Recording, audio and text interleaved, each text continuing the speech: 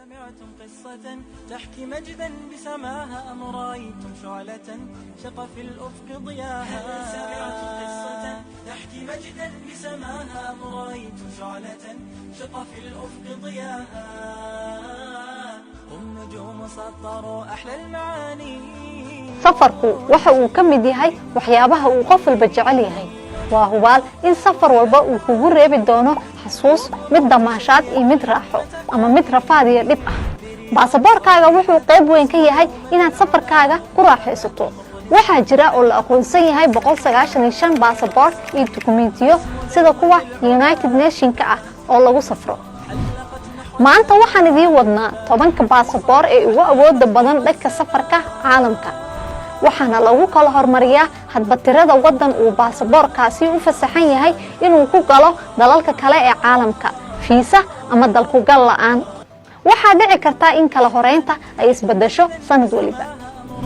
xogtani waxaan ka soo xiganay CNN Travel Edition waxaan hubaa in dad badan ay isleeyihiin waxa ugu horeeya midka Mareykanka halka kuwa kalena ay sugi laayihiin inay ogaadaan halka uu kan Soomaaliga kaga jiro kala horeyntan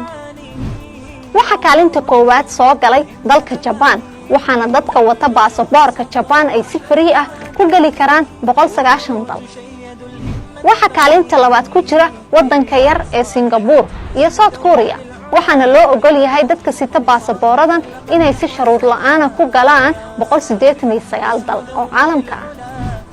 kala horeynta waxa kaalinta saddexaad isla wadaagaya wadamada Germany iyo Faransa waxaana muwaadiniinta wadamadaasi u furan inay booqdaan 188 dal si shuruud la'aan ah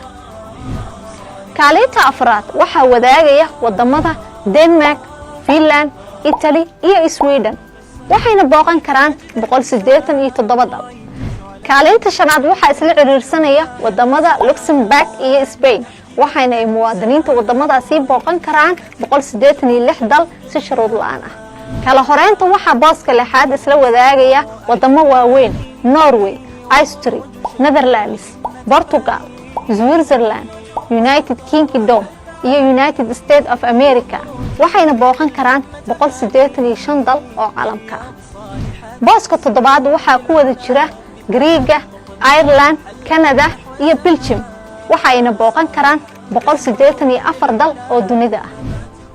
dalka Czech Republic ayaa ku jira booska sideedaad waxayna muwaadiniinta wadankaasi booqan karaan 183 dal oo dunida ah Malta waxa ay fadhidaa booska sagaalaad waxayna booqan karaan muwaadiniinta dalkaasi ilaa 182 dal oo adduunka ah wadamada New Zealand, Australia iyo Iceland ayaa soo xiriirsaday kaalinta tobnaad waxaana muwaadiniinta wadamadaasi ay booqan karaan 181 dal si shuruud la'aan ah Soomaaliya waxa ay ku jirtaa kaalinta 94aad waxaana ka sareynaa wadamada Afghanistan, Iraq, Pakistan iyo Syria